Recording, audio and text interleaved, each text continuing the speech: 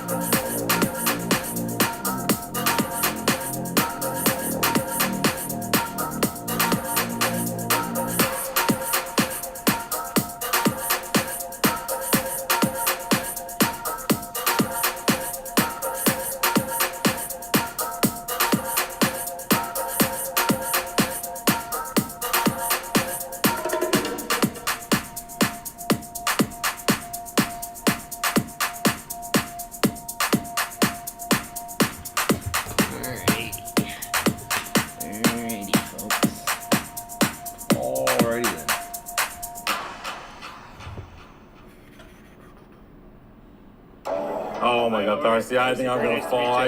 How's it going? It's a pleasure. Chad! Told you guys all the scenarios to wait for. Fuck, you could have bought at 3,300. Like same, would have been like buying at 3,200.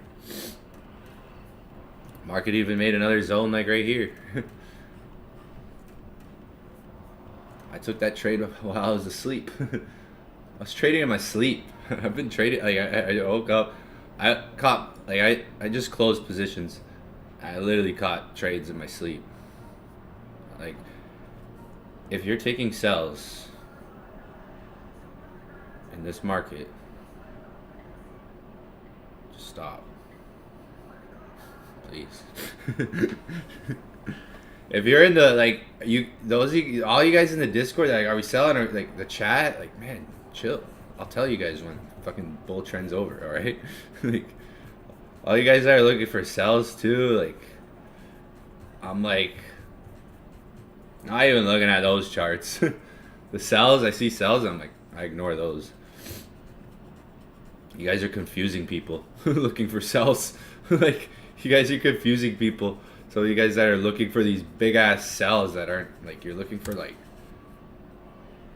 some of your guys charts are looking for sells like down to 3,100. Why? I've seen some of your guys charts and I'm like, what are you like? I almost wrote, like yesterday, the day before, last week, I almost wrote something like, "What are you guys doing? Like, looking for sells in this market? Why? Why do you guys think I'm just looking for buys? Because the market's going up, right? If I catch a buy and I hold it, fucking rips. I'm going with the trend, right? If I'm looking for sells, I'm wasting ammunition on the market, the conditions of the market, right? Like, some of you guys are looking for sells and your targets are so far. Like, you're targeting where the market's not going. Like, why are you going to sell here when the market wants to go up here? The market's closer to going to 3,500 than it is back down to here. Like, the market's closer to 3,400 than it is going back down, right? That's why you guys ask me, where should we TP? And I'm like, if you really understand these conditions we're in, and you can hold a trade, if you can swing a trade, like, you have maximization potential. This is where, again, preparation meets opportunity and efficiency. Because on the weekend, in Inner Circle, I went over 3,200 several times. I said, that's the first thing we're going to look at this week. We're not going to look at anything. We're not going to look at what could happen lower. We're going to look at the first thing that's approachable, right? We're not going to, if you're on Saturday with me, if you're on Sunday with me, if you're on Monday with me, I said, okay, like, who cares if it goes lower? Let's look at what the first thing is, 3,200. If it goes lower, that's what you gotta do. You gotta look at, okay, what's in front of me? Am I gonna take the risk for that is there? Yeah, I know. That's why forecasting isn't always good. Like, forecasting, like those arrows, like, okay, I gotta go here and all the way up. Like, you might not reach, like, the forecasting all the time.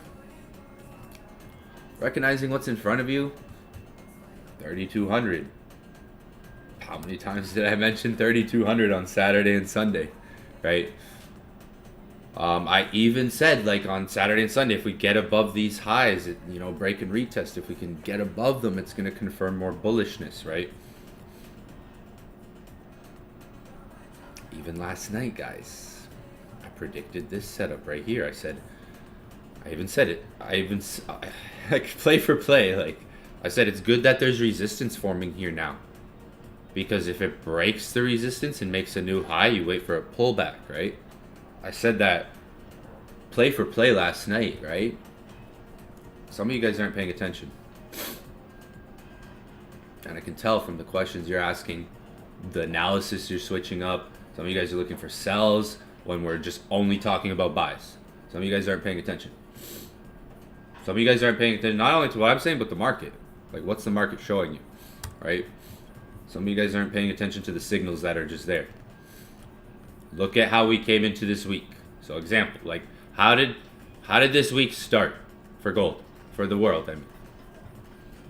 So this weekend, for example, we talked about this on Saturday and Sunday. These are the signals. Some of you guys are just not focusing on, like, yo, they're there. These signals are there. There was a freaking missile attack on the weekend before the market opened, right? Okay, we're bullish going into the week, right? We have a reason. Tariffs announcement, the South Korea, the Japan, right? All that shit. Some of you guys are alleviating from what is in front of you, and you're looking for what you feel. That's why I said, like, if a lot of volatility this year, different condition to adapt to. If you're used to trading a certain way your whole life, your whole trading career.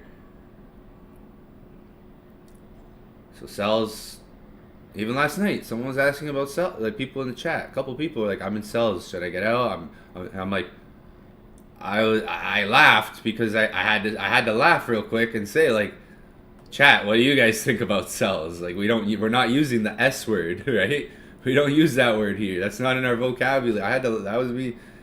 Anyone who's selling, I'm like, yeah, the sells can happen, but what like, you're not positioning yourself for what the market's doing, and You have a fine time to capitalize on this, right? I'm up 15,000 on the week. I'm about to do a 14,000 withdrawal Wednesdays. I'm about to withdraw 14K and leave $1,000 in my account for the week, and that's it. My week's, I have 14K or I have $1,000 I lose. That's it. That's gonna be my week. And it's Wednesday. I'm about to do a withdrawal. I have some active trades still on gold. Up $280 on some small positions. 8,600 on the day. 15K on the week. I'm chilling. I caught the buys. I caught what I said I was gonna do this week. Well, everything I told you guys, I'm gonna buy at 3,200 and hold. I don't have a take profit. I'm holding.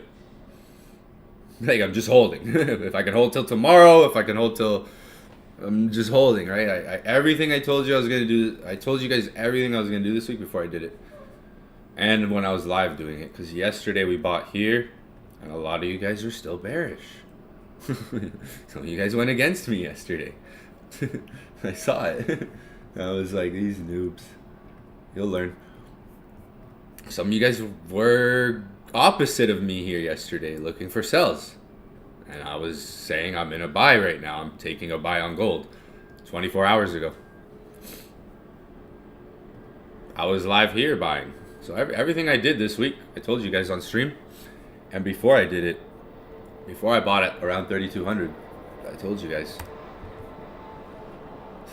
Even last night, shit, I caught, you bet I caught the retest. I caught this, and I caught some pullbacks after that in my sleep. I caught it while laying down in bed in my sleep, looking at the chart every 30 minutes, like looking at my phone. I was tired. I freaking trained hard last night. But we streamed last night, 13 hours ago. I wrote in Discord, going live. I tagged everyone. I tag everyone when I go live. I tag all you guys. I just tagged everyone. I've been going live for the world this week, public. We did Inner Circle on the weekends.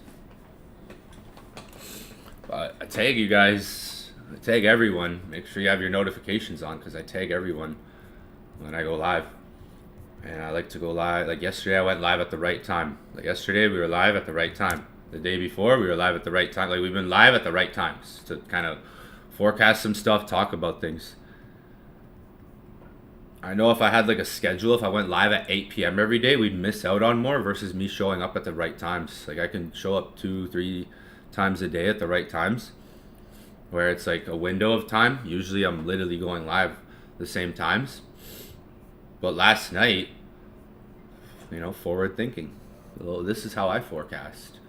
More like it's like some of you guys have seen me do this last week too. I did this last week with a similar same concept last week. I did on a session where I was like, let it break up and pull back. Let it show you it still wants to keep going up, because that's what it's doing. It's going in that direction. We talked about this. I still have it marked. I said this week I'm just using the quarters. If you're in Inner Circle, I said like on Saturday and Sunday, Inner Circle, I went over, I'm just using the quarters this week, right? 75. This morning, you could have used 3,300 as the quarter, right? Last night, literally, that's where I made most of the money, was from this trade, because I got in that, I entered, and then when it went to like, it pushed up, I entered at like 79, and I put a half lot, a 0.2, a 0.2, 0.2, and I held it up till like 29.92, 29.93, and then I even put more entries there and closed 3,300. Still have some trades active, but this morning when I was in bed, I took like, I don't know where, I literally took an entry like right here.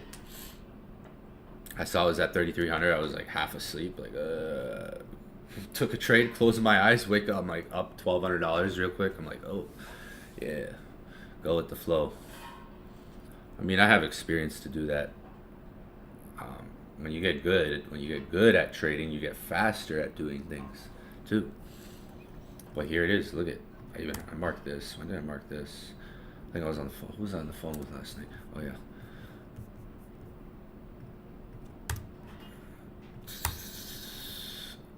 Boom. Literally gave you guys the play-by-play. Like, so you guys were selling, and I was like, just, you know, I'm not selling. I'm not selling in these markets. Hell no. I'll tell you guys when the bull runs over. Next year. 2028. 2028. That's when the bull runs over.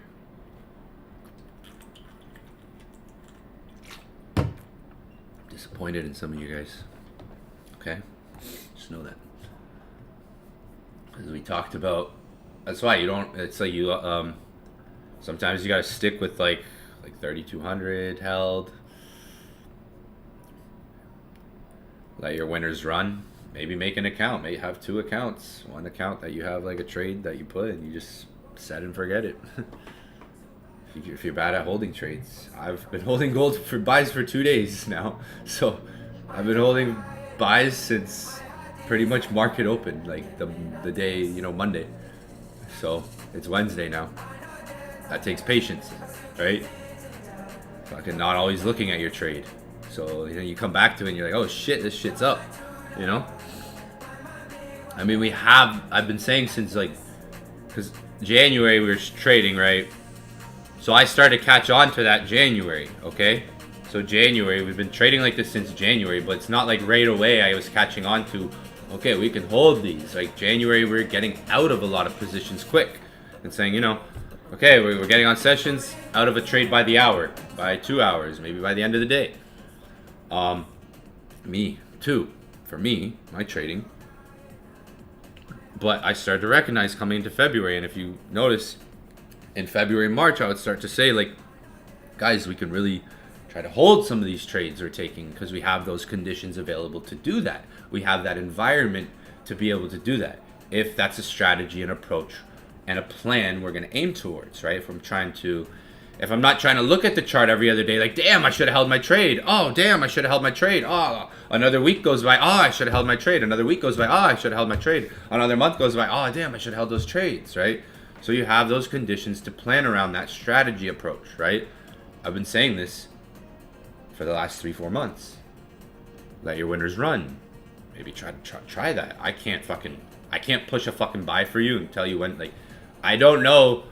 This could go to freaking 30. This could rip up today, rest of the day, and it's like I don't have that control, right?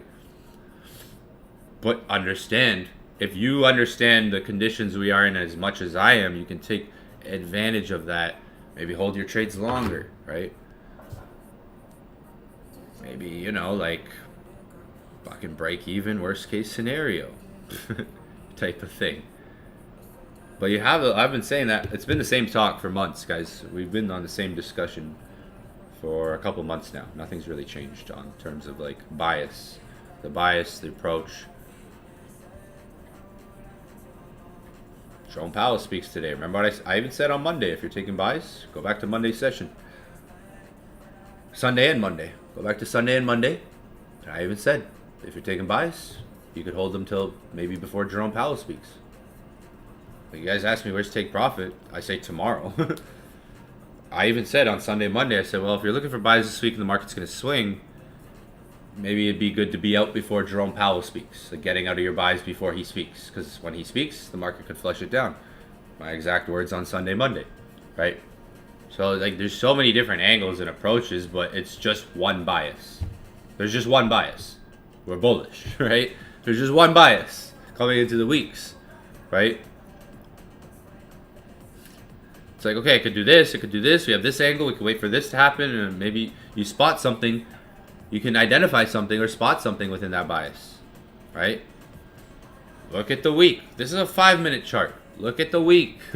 Like, you had it, like, if you haven't caught a buy on gold this week, it's like, my week's done. So just think about that. If you haven't caught a buy on gold this week, my week is done. I'm hitting withdrawal Wednesdays today. I'm about to withdraw $14,000 after this session. So if you haven't caught a buy, think about that. Like, perspective. My week's done. Right? Whereas you might be like, oh my God, I gotta catch buys. I gotta, you know, where I'm like, caught the buys.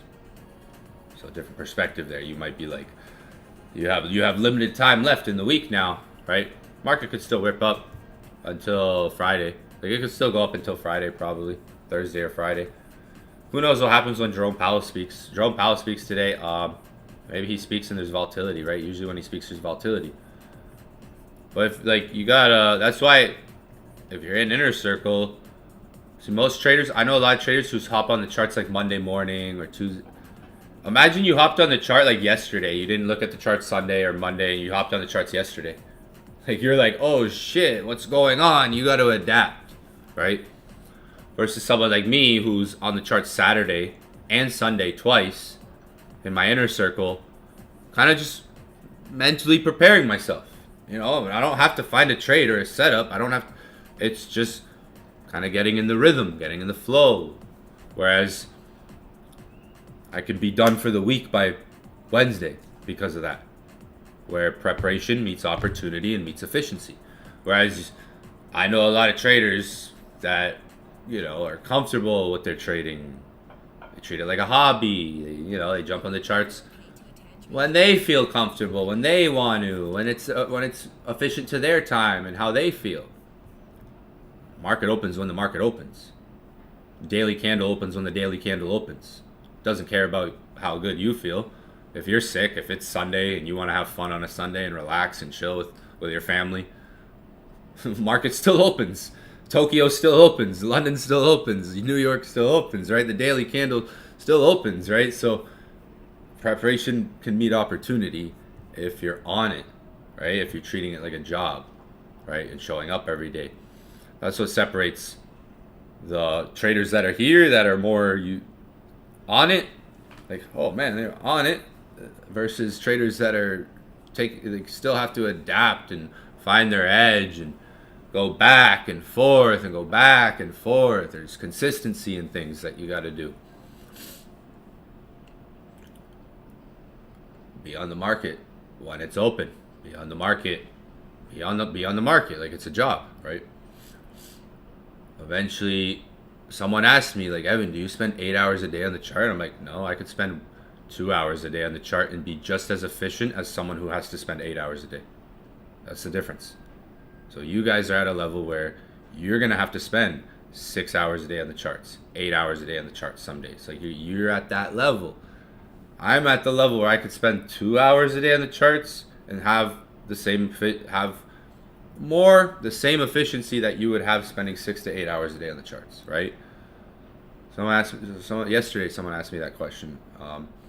Like, man, you're always on the charts, right? Like you spend so much time. I'm like, not necessarily. It's because I'm more efficient with the time I spend. I could spend 2 hours a day on the charts and be as efficient when I'm going to the charts with that time, right? It's not about how many setups either. I called out some things. We talked about this last night. I did say Sunday, Monday, it would be good to be out of your trades before Jerome Powell speaks. Let him speak. See how the market digests the news. Because Jerome Powell is going to speak. See how the market reacts. If it goes up, it goes up. If it goes down, you have an opportunity maybe to look for buys. Right? Simple as that. You don't have to go, oh, is it going to go up? Who cares? Who cares? Is the market going to go up? Is it going to go down? We don't know what he's going to say. So the market will react to what he's going to say. The market will digest what he's going to say. Wall Street will do what they're going to do. They're either going to dump it, they're going to pump it based on what he says. That's something I don't really care about. I'd rather be out of the market before he speaks and then see what it does. If it dumps, maybe there's a buy setup. After, if it like dumps down, if it drops, maybe there's a buy. If it pumps up, I can tell you what happens. If it pumps up, same thing I'm going to tell you last night. Just look for a break and retest at this resistance, right? If it breaks up, same thing, same discussion. Let the market make a new high. Let it retrace back to the resistance. Same discussion we had last week with setup. Same discussion this week, right? Same thing. Right? So if you're looking for setups understand what's coming in a couple hours. Jerome Powell. Let him speak, maybe. If you're in entries, you could break it. It could rip up when he speaks. He might say something that causes the market to just push up. I don't know. I don't know what he's gonna say. Like, I don't know. I can't tell you. You gotta ask him. You gotta go listen to him and watch. I can't tell you. I don't. I have no idea. I'm not gonna. I don't think like that. I don't care about is it gonna go down? Is it gonna go up? I'll watch the market and see. If it goes down, it's like maybe there's an opportunity with that, right? If it flushes down, whatever he says is gonna make the market dump or make the market pump, right? Whatever he talks about today for his little speech at 1:30 p.m. in a couple of hours, whatever he says, the market's gonna have volatility in that short period of time. That first 15 minutes, 30, of him speaking. So it could, you might look at this. You might see a drop down like this. You might get a flush down in price. This move down or a big, pullback or retracement. Or it just breaks up and continues till end of the week, Friday. But yeah, I told you guys the weekly could have been making that low. Remember I said there's a wick on the low on the weekly, so the weekly direction could be established. I said that with 3,200. You're holding 3,300 right now. So aside from Jerome Powell volatility, you're holding 3,300. Like 3,300. If Jerome Powell isn't speaking, I'd just say look for buys around 3,300 or lower. The 90s even. It's probably gonna stay. It looks like it's just holding 3,300 for now. Jerome Powell could bring it back or below 3,300 easily though, because that's gonna be volatility, right? Like where it's at it's not even. It could, before he speaks, it could come back to that. So he could cause the market to go below 3,300, right? So you want to be aware of that. Because yeah, there'll be short-term volatility when he speaks. Probably within the first 10 minutes, 15 minutes. So 3,300's holding for price right now. That's your floor. Remember 3,200. Just think about it the same. Remember what we did with 32. Remember how we were viewing 3,200. So if we want to look at, okay, what's in front of us right now, we could look at, okay, we have 3,300 holding. Just like we were talking about on Saturday and Sunday and Monday about 3,200. Maybe 3,300 holds. So that's how you view price. You go to the chart and you're like, okay, what do I have here? 3,300. I can see again. I don't have to know a lot of information. I don't have to know a bunch of stuff to see 3,300's holding, right? I don't have to know X, Y, Z, A, B, C, 1, 2, 3, Pythagorean theory, smart money, inner circle trader, fair. I don't need to know a lot to see what price is doing there, right? That there is support. Okay? That 3,300 is holding. 3,300 is holding. 3,300 is holding. So we can take that information and use it and say, okay, does 3,300 remain bullish? Do we stay above 3,300? Right? Does that make sense? Type in the chat if that makes sense. It's the same as a lot of you guys confuse price and say, Evan, what are we waiting for at price? Like, we're using price as a floor, right? So we got a lot of you guys confused and what are we waiting for at price? And if you just mark price, you'll see price reacts, right? So you have to trust price. You have to grow some balls, trust price, right? That's really it. To be honest, you have to trust price more, because like I can see. If you can't see, I can. 3,300. Okay, so I could use that if I wanted to plan, right? So that's what we do as traders. We plan. I say, okay, I can make a plan and say, if it comes to 3,300, I'll look for a buy, and I'll risk this much on that trade. I'll put my stop loss down here. I'll risk this much. I can plan around that. right? I could, if I want to, right? If I want to plan around that, I could. Powell speaks today. I could be aware of that and say, or I could wait for Powell to speak and see if the market goes to that or even below it, right? If there's even a bigger dip for Powell speaking. But right now, it's like we have 3,300, right? Maybe that holds for the near term, or maybe even during Powell, right? If not, if it goes through, which Jerome Powell would probably cause that for it to go through 3,300. Then like you're still gonna get like a buy setup, maybe around 75. Well, we already got one at 75 though. It already did 75 interest like last night, right? So for now, it's like the way I'm looking at price is it's above 3,300. That is bullish for me. That we're above that price. We've been able to trade above it, break through it, consolidate above it, may even form that higher high. Now, from my experience, I just know the Powell could, create, see this drop.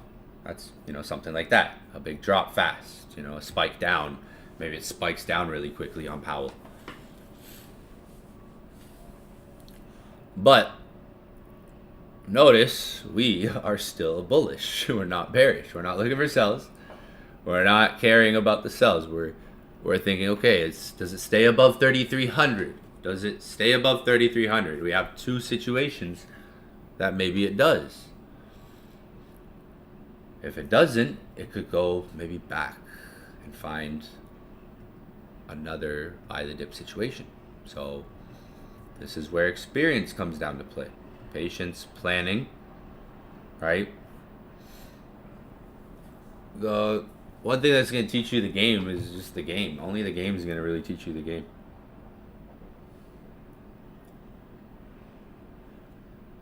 So, there's different ways you can plan around things.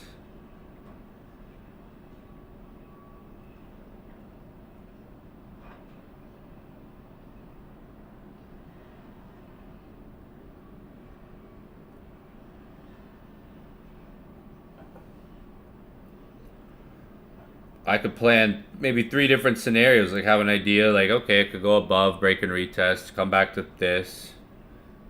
Or the fucking third and final option would be Powell just it wicks down. Like Powell speaks and this thing wicks down crazy, like has a big dip. It could do that on Powell.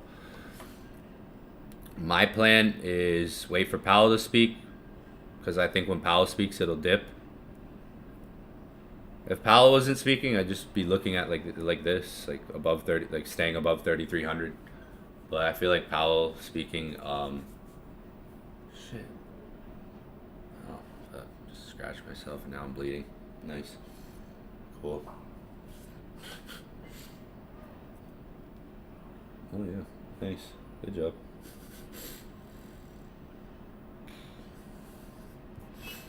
So it's like being a boy, right? Fucking scratch random parts of your body and now you're bleeding.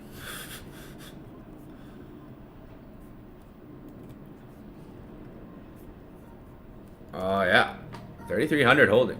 That was a price we wanted it to come to too. It was like a mythical. I wouldn't say a mythical price. I think we knew it was going to come to 3,300. 3,500 is probably on the way, if anything. Like. We're going every $100. Remember when we wanted 3,200? Now we want 3,300. Now we want fucking 3,400. Yeah. It's on the way to 4,000 apparently. This by the end of the year. Maybe even 5,000 at this rate. Like damn. Yeah, maybe, like Powell could wick it down. Like you see, it's trying to it's finding some. It's like correcting here. It's like a slow correction happening right now. Maybe back to 3,300 or lower. Maybe back to 3,300 or lower, like the 90s at least. Like the 90s. I don't know how much volatility Powell's going to bring, but back to 3,300 or lower. 75, that's your quarter. So if you're just using the quarters, you could try to see, even if it comes as close, it might not come to 75, but it could try to come close to it. Like maybe it hits 80, comes close to 75.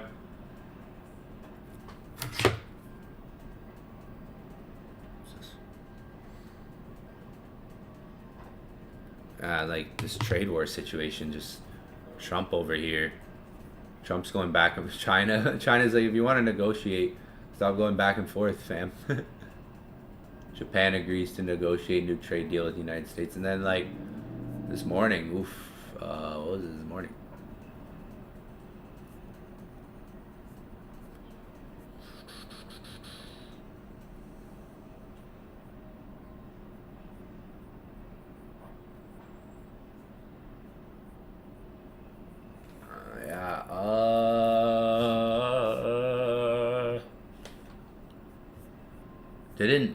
What happened? Yeah, there it is. Like, what happened this morning, eh? And since last night, we were live like 36 minutes after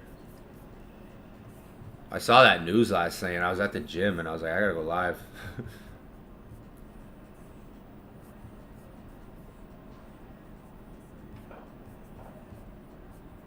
Bruh, there's just so much news. Where is it?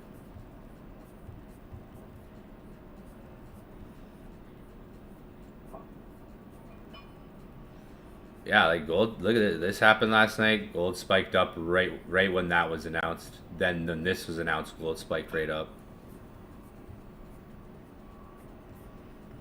It was good this morning with this 245% tariff thing. So is that a new? That's fucking send gold up if you do that. Like send gold to 4,000. Why not? So 5,000. Like, well, sure.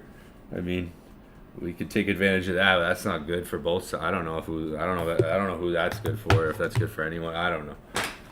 Like, like send gold to 4,000. Then why don't you? Yeah, like if that's happening, like. China said, like, we don't care how much you put the tariffs, well, any number, it doesn't matter what number they go to, like, higher, that's not gonna really, like, there's already damage. It's like you're already wounded, you're already cut up, your leg's broken, your arm's broken, you barely see through your eye, it's twitching, like your fingers, you're decapitated already, like. You're already killed enough, like, that it's like, you can't kill something that's already, like, destroyed, right? I mean, if you want to get theoretical with that, China said, like, we don't care what these tariffs go to. GDP-wise, like, if it goes from this to this with their GDP, the percentage just doesn't change so much because where things already are. There's already so much fucking wounds and shit's already bad enough. It's like, okay, it's not gonna make it even like fuck. Like it's just who's it gonna make it worse for? Like probably the people, right? The people of the countries, right? The consumers, the everyday average 401k type of people holders, average people that have a 9-to-5 job, the middle class, the average people, not the rich. The rich are going to get richer because of all this, and you might see a wealth gap start to happen.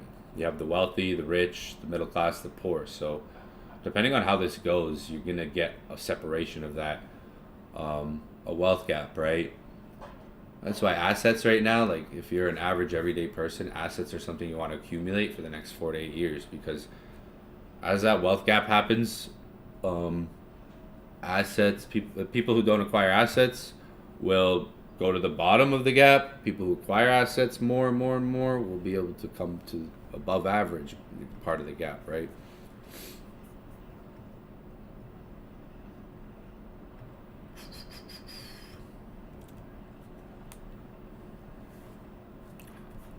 Like you got United States is distracted, okay? I'll tell you why. Like UFC, what just happened? UFC 314. Distractions, right? Arenas filled up, all this money Coachella, for instance, like the Coachella event. It's like 3 days. See how many people are there just sitting in a freaking crowd listening to someone go. Like, I enjoy that shit. I enjoy doing that shit, but like, I can anytime I want. I'll do it at the right times. I'm gonna do that all my 30s. I'm gonna have a time in my life where I do that kind of stuff, right? I've done that. But like, America's distracted. Like, they have all this money for these events and stuff. Like, do you know like how much some of this stuff costs to just like stupid stuff that they do? And like, it's like, man, this money could go to something so much better. America's distracted while like I think Americans have been distracted for a while, but living life like that as if your country's not about to collapse. Like, living life like that as if like your country's not on the bricks or maybe edge of going through a recession, an economic collapse, right? Before things get better, if they get better.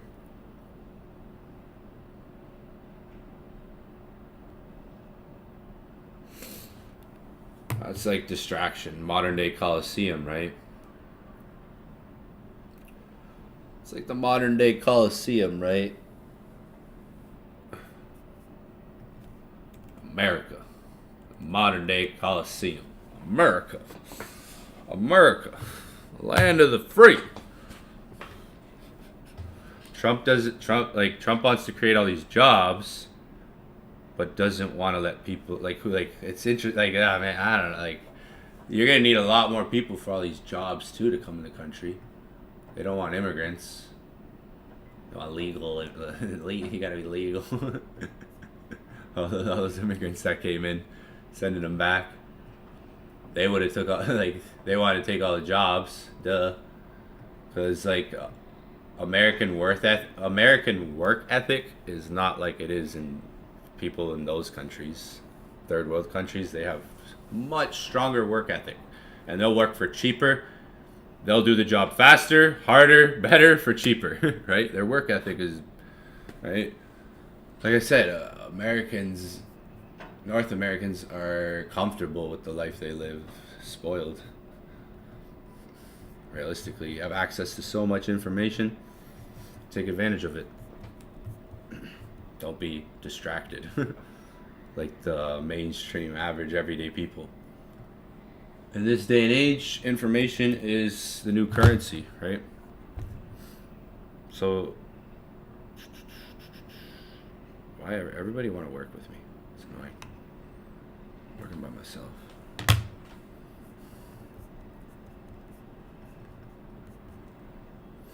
Okay, so above 3,300, bullish. Maybe there's a retest around there, or break and retest above the highs. If Powell comes out and says something and it just makes it crash, like, I wouldn't look at that like we're going in a bear trend. I would be like, okay, there's a crash. Maybe this is a buy the dip situation setting up when the market slows down a bit for the end of the day, afternoon, like when he's done.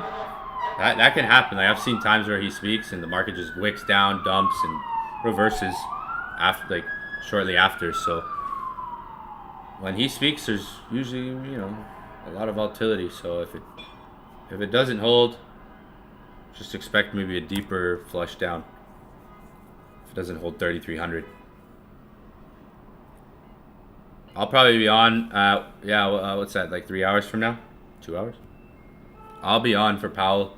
I'm gonna go work out right now. My trainer. Well, I'm gonna work out in 20 minutes. Actually, my trainer's downstairs. In 10 minutes he'll be here. I got like 15 minutes here, and I'm gonna wrap it up.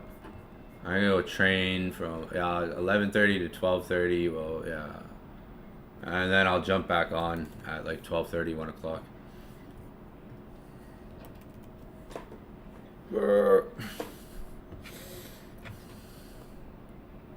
I don't know, I don't know what's gonna happen when Powell speaks. Like, what if he speaks and he says, yeah, blah, blah, blah, blah, we're gonna do this and not do this. We're not gonna do this. I don't know, you know what I mean?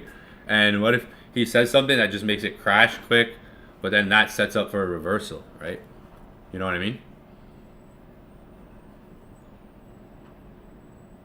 like it looks like it's holding demand above 3,300, right? That was a mythical price for us. Now it's like 3,400. You could make an account, so you could obviously have the account you trade frequently, and maybe like, you know, maybe you have two accounts right now. One account, another account. You put like $500 in one account, or X amount you're comfortable with, but you just take like one trade a week on that account and you try to swing it, and you just hold that trade.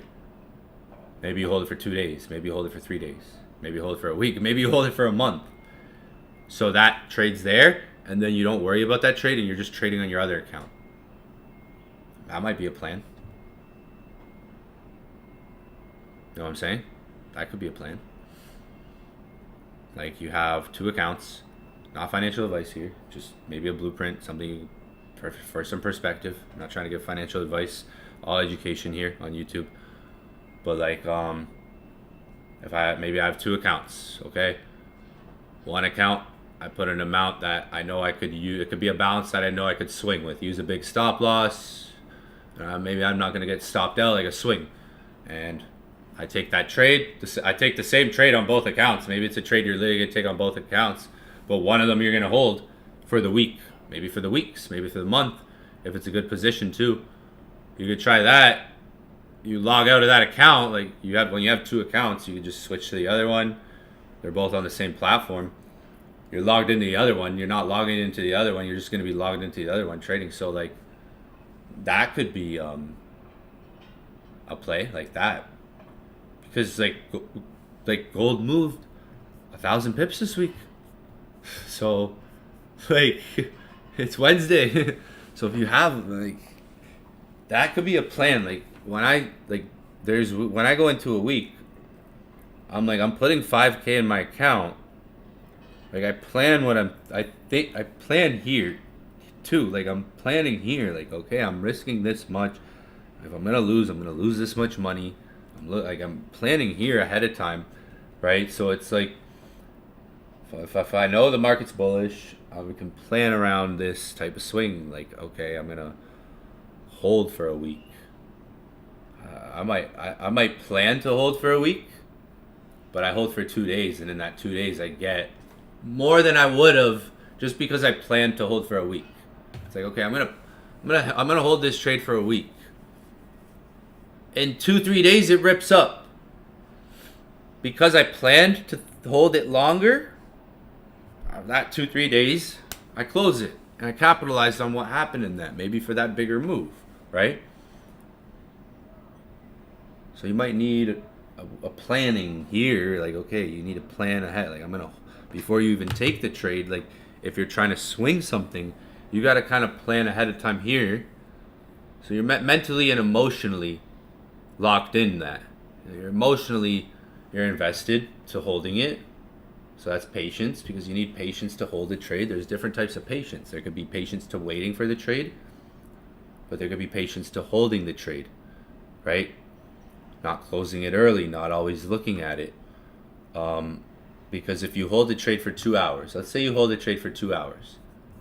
Let's say we take a trade and we're in it for 2 hours and it's not going in profit. It's kind of going up, going down. It's just like fluctuating out and drawdown. And then all of a sudden it goes in profits and close right away, the minute it goes into profits. But you spent 2 hours holding it, right? You spent all this patience holding just to catch that move, versus maybe even holding it longer than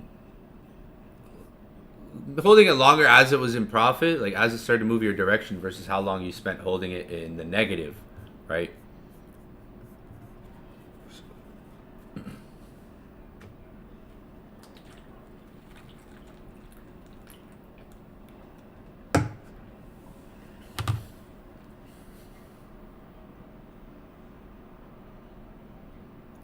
Yeah, I have small positions, freaking 0.05s, like fuck.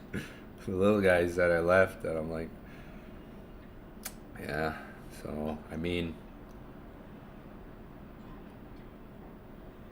it's small positions I have that if it goes down, it's like it won't. Like if it I have entries at like 280. I have one entry at 3,299. They're just small little trades. I'm up $150. One's up like 300 pips.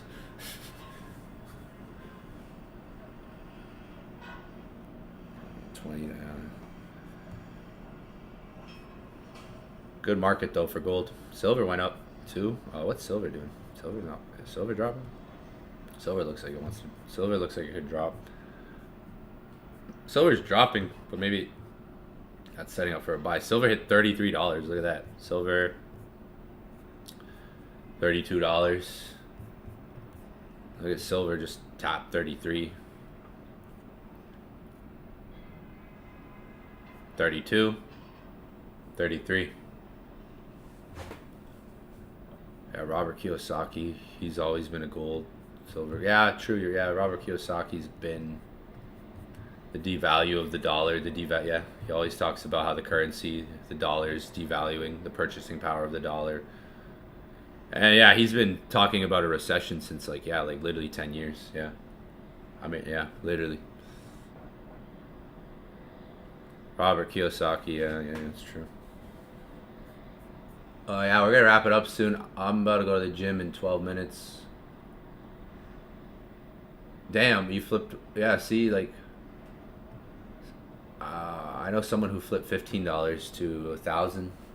Another person did like $100 to $2,000. Like, there's been some big flips. That's pretty big. Like, someone asked the other day, like, what should I do with a $50 account? And like, man, I haven't used an account size that small. Like, understand, like, $50 is my like. All every entry I'm risking $50 if they're small ones, like 005, 005, 005, 005, 005, $50 being risk. Like I don't know. Like, I'd have to really think back. Like, I made a video on what I would do with trading with a small account. I made a video on that for YouTube, posted one day.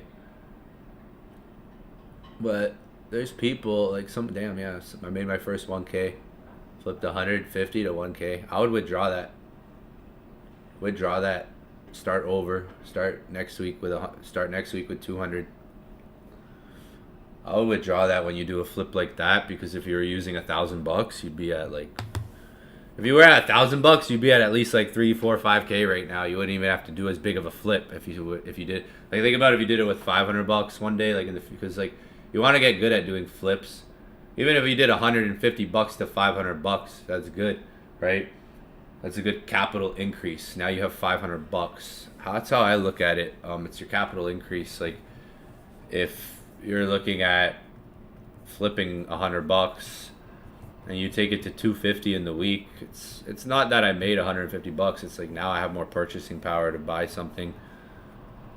The better you get at that, those flips, like, the numbers can get bigger. When you use $1,000, you don't have to go for a 10 times flip. It's like, oh, I could flip 1,000 to 3,000, or 1,500 to this. Like, yeah, that's a pretty crazy flip. My first account was like $800. I took it to 1,600, and ended up blowing it after 2 weeks. Yeah. My first account was $800. Well, I started with I think I put $250 and then just deposit. I remember the $800 to $1,600 experience, and then blowing my account. Should have started with like $100. I started with $800. Yeah. Okay, now went back to work. Went back to work for that paycheck. I had to work to get that paycheck back. For fucking idiot. I'll tell you the story. One sec. I need water. I gotta get a water bottle. I gotta take some creatine. One sec. I gotta do something. I gotta take some. One sec.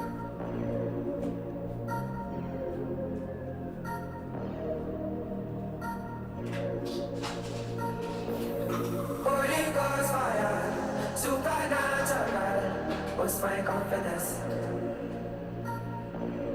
My cocaine, my heart desire. Give me nothingness. I know they're tired, 'cause you give me ginger. All the 5 minutes. You're my true lover, my mommy water. Give me happiness.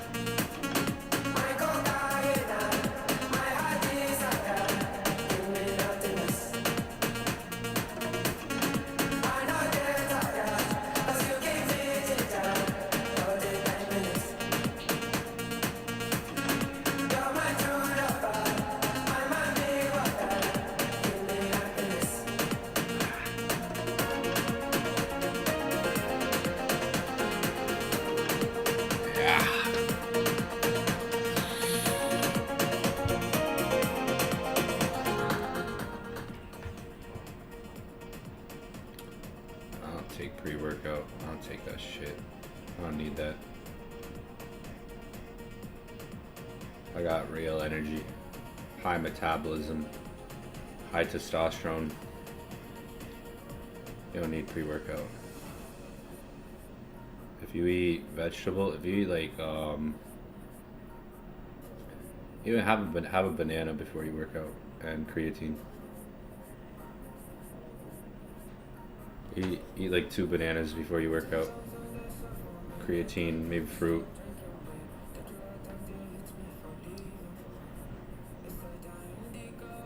Take that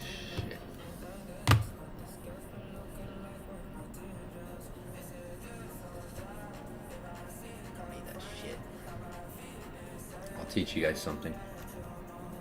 So, if you notice, if you guys follow my little journey, if you notice, if you notice the videos I post, I'm not listening to music when I work out at all. Zero music. Most people work out with music on, which, I mean, to each their own. I only listen to it when I run on the treadmill, just to get kind of some energy going. If you understand your body, it's a lot of science and mind and body connection with your muscles and your mind. Okay?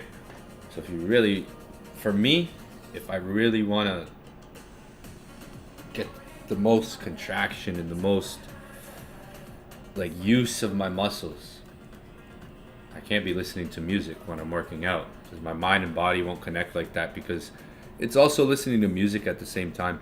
So it's distracted. There's a difference.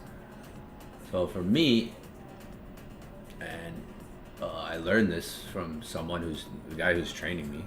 He told me this, because I would always listen to music, but now I don't listen to music at all when I work out. Zero, no podcasts, nothing. Just here, and you get from you. I push way more. I push way heavier weight when I don't listen to music. Push heavier weight. Do better reps. Do better sets. Because the brain's more concentrated on the muscle connection, right? That's one thing I learned. I've learned a lot of things that I'm gonna share with my group. I've learned a lot of things. But I'm like I keep telling people, like close friends, what I'm doing. They don't listen, so I'm just gonna stop telling people everything I've learned. All right, well, maybe one day. I was like, "What are you eating? What are you doing? What are you doing?" Like, what people are like, "What are you on?" And I'm like, "Nothing. I'm not on shit." I texted my boy like, "Gold's on steroids." He's like, "So are you, bro?" And I'm like, "Bro." I'd be huge. I'm fucking skinny. You guys see how skinny I am? Fucking skinny guy over here, right?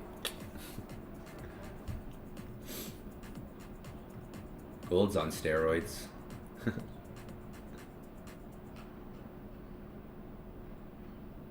I only take pre when I want to get everything out of me. Also music to stimulate. Yeah, in the beginning, like I'll put my headphones on like right now before I go downstairs, and then I'll toss them on the ground when I get to the gym. Stimulate. Also music. Like quiet. I have better focus then, yeah.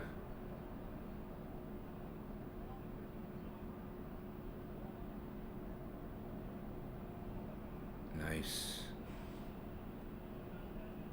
Best pre-workout music. Pain. Yeah, music you can feel. That's why I do like 10 minutes before. I listen to some music that I like. That's like gets me in the like I'm about to go fight. And that's it. And I honestly have a way better mind and body connection, like when I'm doing some reps, whatever it is I'm doing, if I'm pulling, if I'm pushing, squeezing, activating something. My goal is to create an elite combat. My goal is to create one day I'll do it. It'll happen one day. It doesn't have to happen this year. It could happen in 2 years, 3 years, whatever. I'm young. I'm 28. Gonna be doing this for the next till I'm 40, right? Gonna be doing this for a while, so it doesn't have to happen this year. But we got Inner Circle. I'm trying to motivate you guys in Inner Circle as well. This year, you'll see. 2.0 version of Inner Circle is gonna be dope. 5 days left. If you want access to Inner Circle 1.0 before 2.0 comes out. 2.0 is gonna be more expensive. Anyone who's already in will get access to it. Oh yeah, so I blew the account. I was working at my job in an Italian restaurant. Only job I've had was in an Italian restaurant. I cooked for like 5 years, and I had my job. It was around the time when Wolf of Wall Street came out with Leonardo DiCaprio, that movie. You know, he's driving the first scene. He's driving the Ferrari. The old, was that an old school Ferrari or was it a Lambo? I forget what it was. I think it was a Ferrari. Oh, it might have been an old Lambo. Oh yeah, it was a Lambo because the doors went up, right? The guy's first scene. First scene, the guy's driving his Lambo. if you know, you know. Won't say the rest. Pulling the top down on the. It was around those days. Wolf of Wall Street came out. I was young. Kind of motivated me. I always wanted to be rich. If you asked me when I was a kid, Evan, what do you want to do? Like if my parents or someone around me in my family is like, what do you want to be when you're older? I was like, I want to be an NHL hockey player. I want to play in the NHL, or I want to be rich. That was it. I want to travel. Like, I wanted to travel, be rich, or I wanted to be an athlete. And I wanted to play hockey. I wanted to be in the NHL. I played hockey for 12 years. That was all I want. Like, it was either I wanted to be in the NHL or be rich, a millionaire, right? That's all I wanted to be as a kid. I didn't want to be a construction worker, a doctor, a lawyer, a mechanic. I didn't want to work at McDonald's. I didn't want to be a grocery person. I wanted to be a millionaire or an NHL player because I loved hockey. I loved playing hockey. I didn't think of it like if I play hockey, I'm going to be rich. If I make it to the NHL, I'll be freaking rich because those guys get paid good, right? In the NHL. So that was me as a kid. I never saw my dad was a mechanic, my mom was a nurse, my grandpa a construction worker. So I saw hardworking men around me my whole life, right? But I just wanted to be rich. That was me. I wanted to be rich. As a kid, I wanted a mansion. I wanted those things. And found trading, and I was working a job, and I quickly made some money, and I quit my job. I was like, fuck this shit. Went to my boss. I was like, I'm gonna be rich. I'm found this trading thing. I'm gonna make money from this. I'm done. I quit my job, right? And then I blew the account, and I was like, shit, I need a job. Like, I lost $1,600. That was a lot at the time. Like, that was a lot of money. That was probably like at least like 2 weeks of working, right? I was at least 2 weeks full of working 50 hours a week, 60 hours a week, full 2 weeks of working, maybe a bit more, because I was making like $3K a month with my job. So yeah, probably a bit more than 2 weeks of working. So fuck, I was like, shit, I need because it's like over 120 hours of working right there for me at my age. So I was like, shit. So I went to another Italian restaurant that was higher end. Fake it till you make it, because this place was different. Guy interviewed me, got the job on the spot. I because they knew the place I was coming from. It was like their competition in local. It was down the street. I was working at Enyo's Pasta House.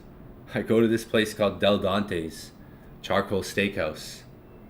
So I'm going from like a place that's like, you know, where you get, you know, great pastas, great Italian food, to like you can get filet mignons now at this place, like mashed potato sides. You know, I faked it. I tell you, like, I got that job on the spot. I looked at him with conviction. I was confident because I needed that fucking job. At the other place, I was just coming up at the other place. I started as a dishwasher there, and then I got to apps, and I was just becoming a line cook. So I told them, yeah, I know how to make pastas. I know how to do everything. I saw enough of what everyone did, right? Saw enough of everything. First night, they put me on the line. It was me and a girl. 230 people rush hour. Holy. I fucking was. And like I did it. I don't know how. Oh my gosh. It was like a rush hour. 230 people. This is a place that would get like 300 people a night, 400 people a night on average. And yeah, they shortly realized, like, yo, like, you have as much and like, I was a quick learner, good at learning. I knew how to make pastas. Like, it's easy when you have the ingredients.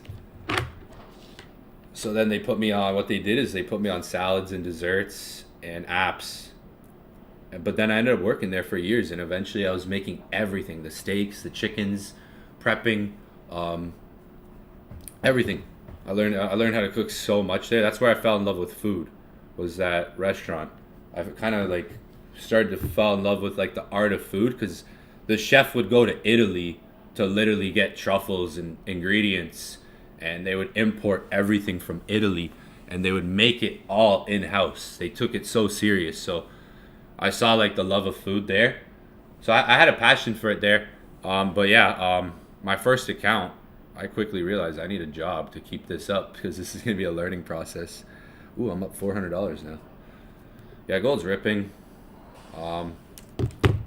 This level could break. I think we're still bullish. I got to go. I'm going to be back on in 1 hour. I got to dip. I got to dip out. Yeah, I wasn't a chef. I was just next to the chef. I'm getting yelled at. No, I wasn't a chef. The chef was fucking yelling at. No. The chef was the one yelling at all of us. No. A lot more like a line cook, prep.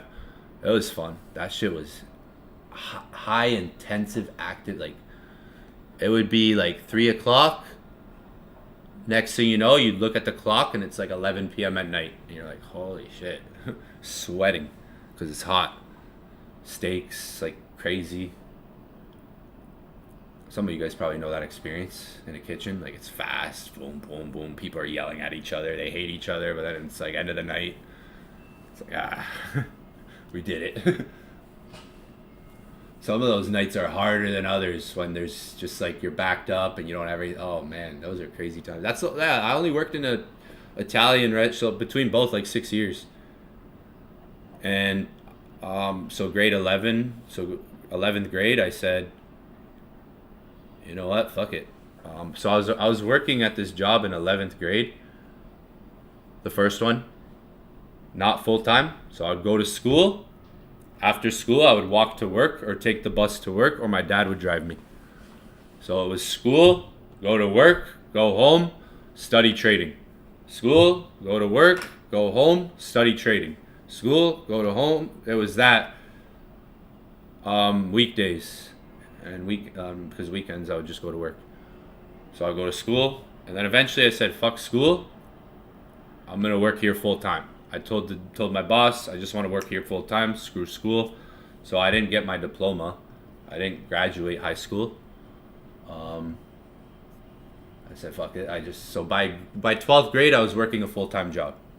In 12th grade, I was working 50, 60 hours a week already.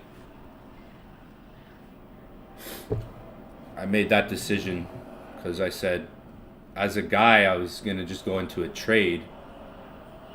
I don't need. I can learn that. I can learn how to do a lot of things as a guy. Right? There's a lot of things guys can do. Right? So I just said I'm just gonna go work full time and make money. So by 12th grade, I was in 12th grade, 50, 60 hours a week saying fuck school. I wasn't going to school, I was going to work. My mom figured that out a lot later. She figured that out when I made money. So when I made my first 6 figures, that's when my mom started to figure that out. She didn't know. So yeah.